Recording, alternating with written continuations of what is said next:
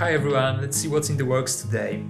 So I think I'm gonna have flat beans, the green ones, with topped with resting nicely on a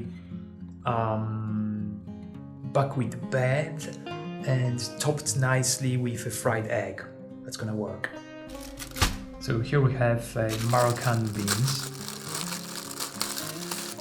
Let me just grab a bunch. Need to wash them, of course, and clean the table. Now it's time for buckwheat. Sorry, I won't tell you the Latin name. It's a bit tricky. So this is the healthiest grain that I know, actually. I just take around 100 grams of it, and I prepare it like a regular rice, just adding to the boiling water. Now the trick is when you get the right amount of water, it just absorbs completely, so nothing goes to waste, to drain.